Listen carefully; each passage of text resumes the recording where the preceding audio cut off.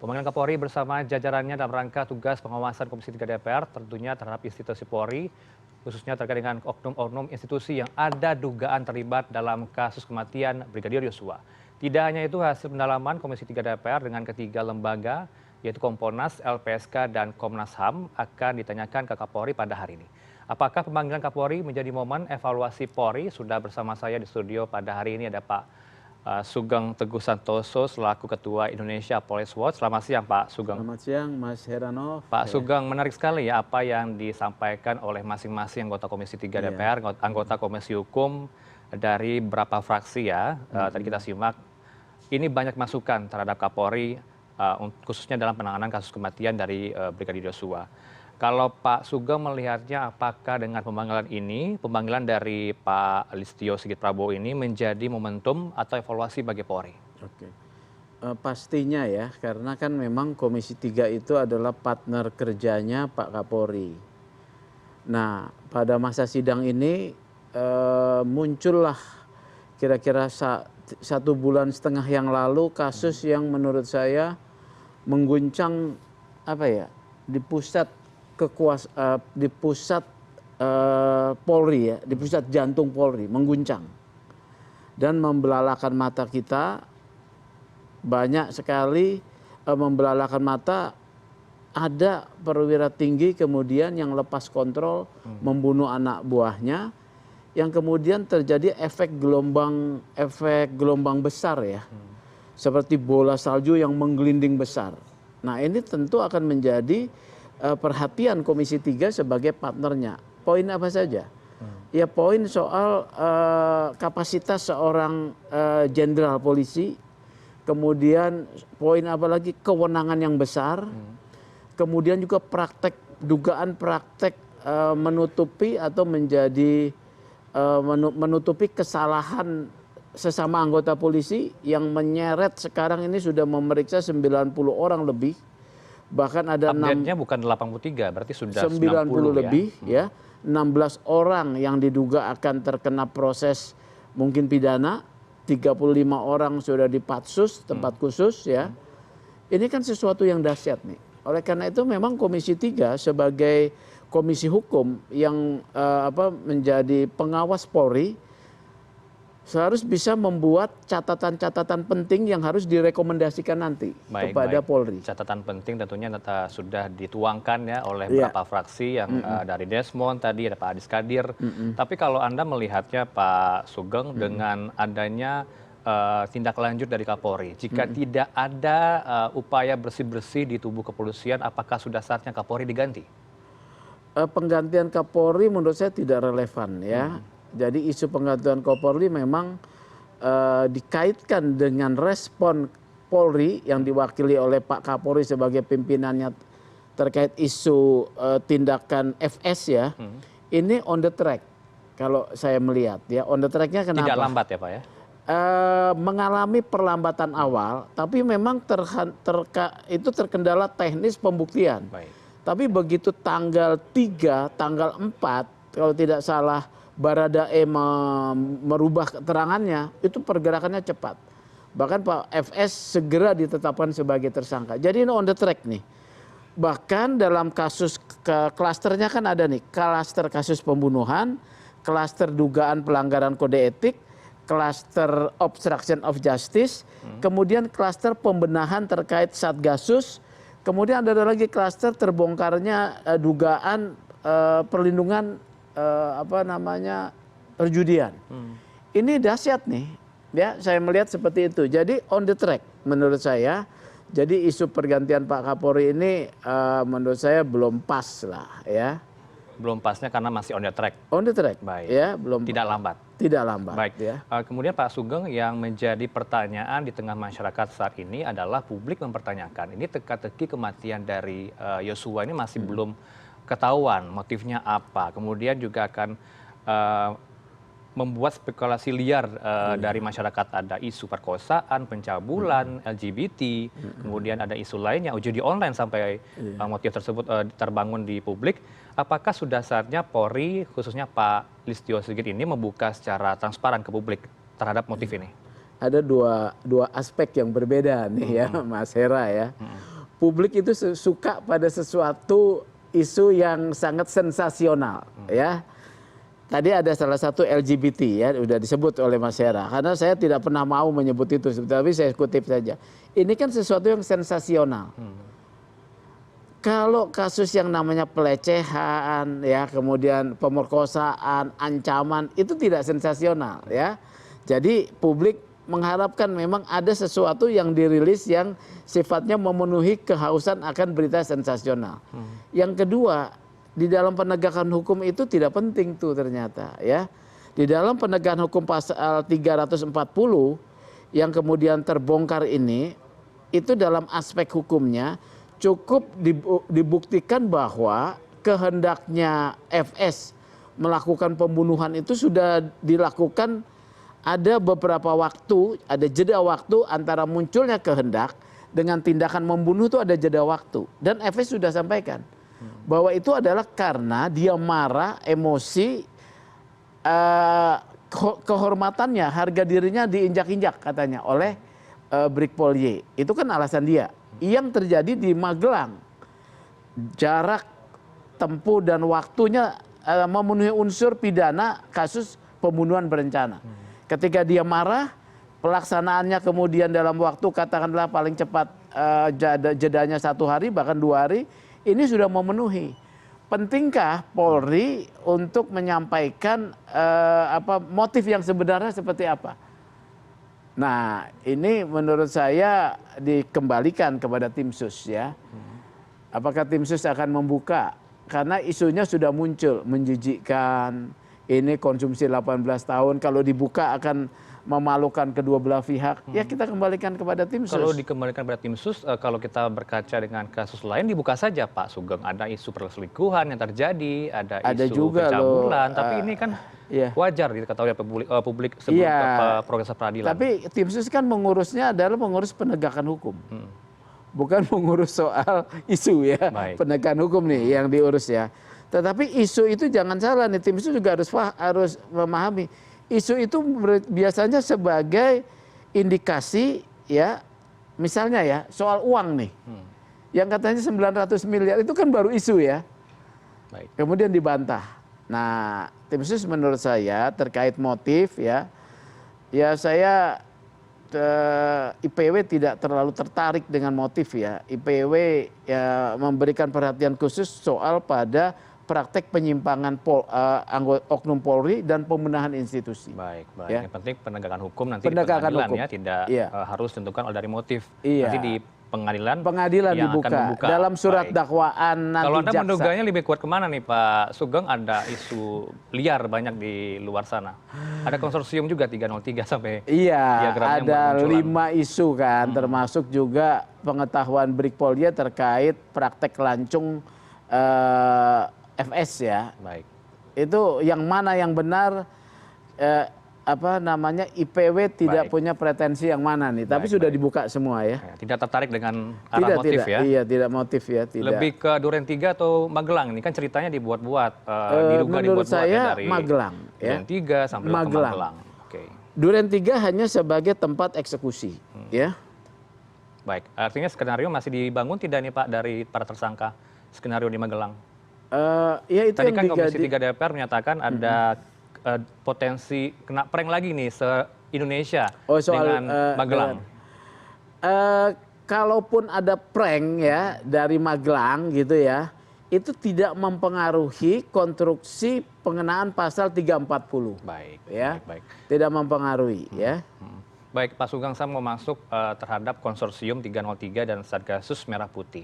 Ini pengacara dari almarhum Bang Kamarudin Simanjuntak selaku pengacara almarhum pernah menyebutkan Verdi Sambo punya bisnis haram mulai dari narkotika hingga perjudian. Apakah IPW melihat hal ini dari seorang Verdi Sambo sudah menduga ini sudah ada gitu, Pak? IPW mendapat informasi, ya, bahkan lebih awal, ya.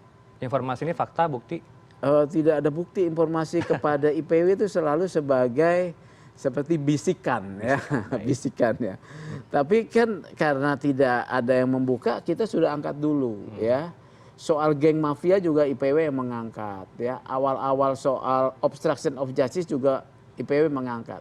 Nah, soal perlindungan praktek perjudian itu kan kemudian apa yang disampaikan oleh IPW dan Pak Kamarudin kan muncul ke publik melalui peredaran secara masif jaringan perlindungan oleh FS kepada bandar-bandar judi. Baik. Yang nama-namanya disebut sudah ada tuh. Nah, kalau narkoba ini sebetulnya yang dahsyat juga kita dapat informasi belum ada yang membuka nih. Baik. Yang membuka siapa? Sebetulnya polisi. Data itu tuh kalau menurut saya yang berada di publik itu dari polisi, dari internal polisi. Karena apa? Yang bisa membuka dan memiliki akses serta kewenangan untuk membuka informasi itu ya polisi memang. Baik, nanti kita akan ulas soal konsorsium ini lebih lanjut, tapi kita harus jeda Pak Sugeng, CNN Indonesia Breaking News masih akan kembali usai jeda, tetaplah bersama kami. CNN Indonesia Breaking News.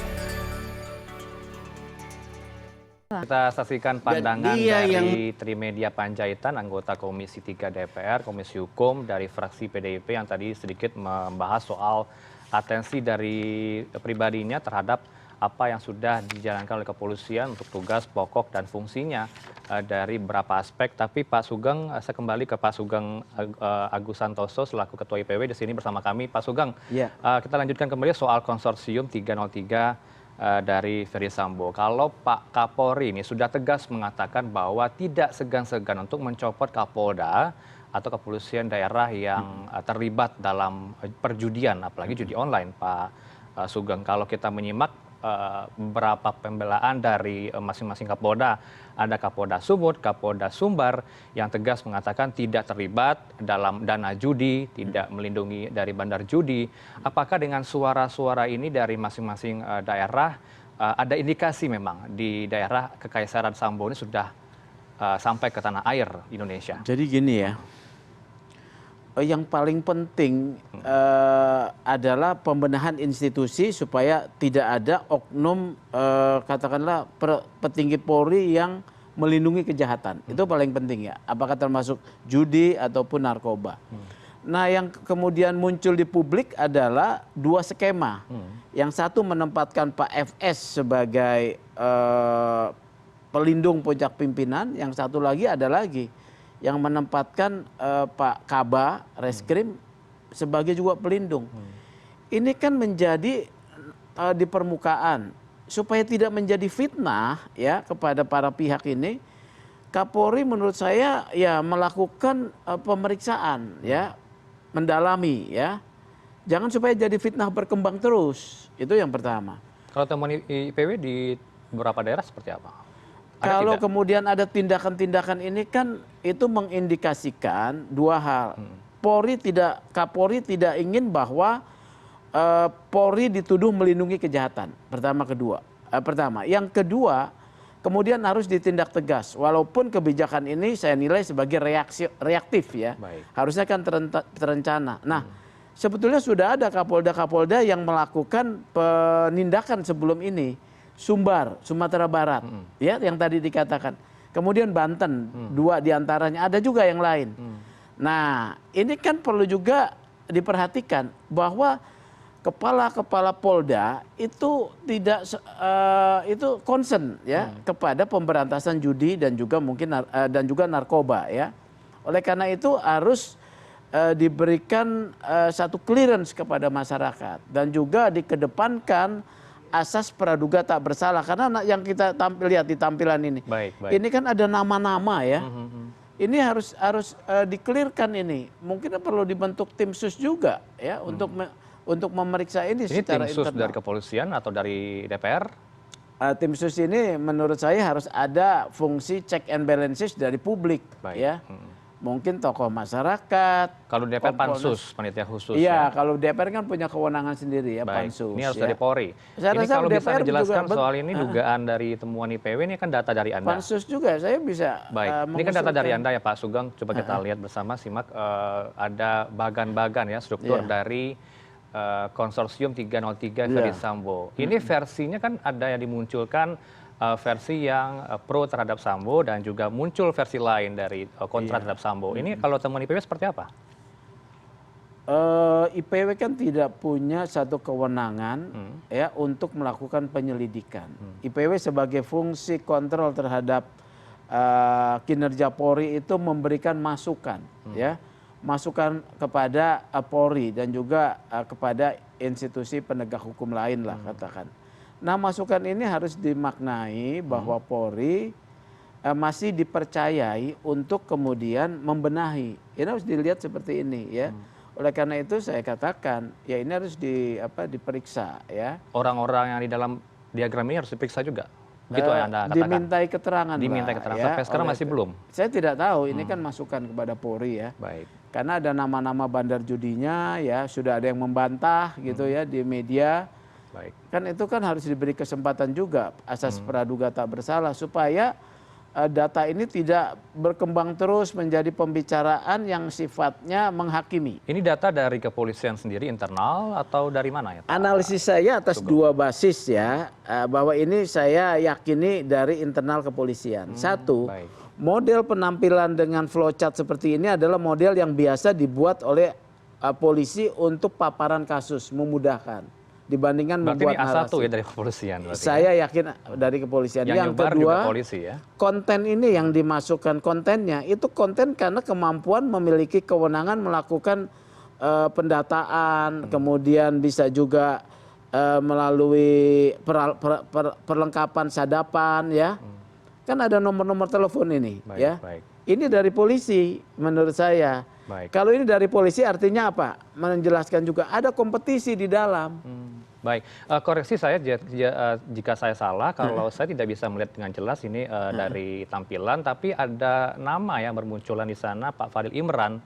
Itu benar termasuk dalam bagan ini atau diagram ini, Pak Sugeng? Itu ada disebut di dalam bagan, ya. Oleh karena itu kepada yang bersangkutan harus diberikan hak untuk juga membantah, ya, atau menjelaskan apapun. Karena menjadi fitnah apabila ini terus berkembang, ya, tidak diberikan hak untuk menjelaskan. Baik, ya. baik. Jadi gitu. Baik, berikan kewenangan kepada mereka untuk memberikan pernyataan meskipun tidak diperiksa, diminta untuk hadir di Baris Krim Polri. Bukan, itu kan internal, ya. Ini kan bukan proses penyidikan yang masuk pro justisia. Ya. Ini adalah pemeriksaan internal, ya. Mungkin oleh Irwasum dilakukan, ya. Sidang pelanggaran kode etik tidak? Enggak juga. Tidak masuk ke permintaan sana. keterangan, ya. Kalau memang diperlukan seperti itu. Oleh karena itu kan ini kita kedepankan asas praduga tak bersalah. Baik, Ya. baik. Kita bergeser kepada Satgasus Merah Putih nih, Iya. Pak Sugeng. Ini kan menjadi atensi dari dalam negeri termasuk mancanegara yang dipimpin oleh mantan Kadipropam, Irjen Iya. Pol Ferdy Sambo. Apakah IPW melihat Satgasus itu perlu tidak di dalam Republik ini? Kalau kita tahu sampai saat ini masih ada Satgasus Pangan, ya, Satgas Pangan Jadi gini, dari ya. kepolisian. Kalau seperti Satgas Pangan kan itu untuk penanganan isu khusus, ya, kelangkaan pangan, CPO, ya. Itu Baik. nggak ada soal, ya. Yang menjadi soal adalah Merah Putih ini. Merah Putih nih, ya, yang disoal kan sudah dibubarkan. Artinya Polri melihat memang ada hal yang harus dibenahi. Nah, buat IPW ada 5 alasan tuh, ya. Ada 5 alasan Satgasus itu memang harus dievaluasi dan dibubarkan akhirnya. Satu, ini menumbuhkan polisi elit, ya. Karena ada polisi elit, polisi yang lain bisa demoralisasi. Ketiga, tumpang tindih kewenangan. Karena Satgas ini punya hak melakukan penyelidikan dan penyidikan tindak pidana yang terhitung mewah. Tidak ada urgensinya Merah Putih dibentuk, ya, dari zamannya Pak Tito. Iya, dulu Kapolri. ada urgensinya. Ada urgensi ternyata. Urgensinya, ya. Kalau sekarang ini nggak ada urgensinya, ya. Setelah kasus Joshua, Bukan, sebetulnya ketika mereka itu diberikan kewenangan menyelidiki 5 tindak pidana yang mewah itu, saya bilang nggak ada urgensinya karena ini tumpang tindih dengan satuan Satker dalam struktur Polri reserse yang sudah ada. baik. Ya. Kita akan bahas soal bunker yang dicurigai, diduga ditemukan di rumah, ya, rumah dari Irjen Pol Ferdy Sambo.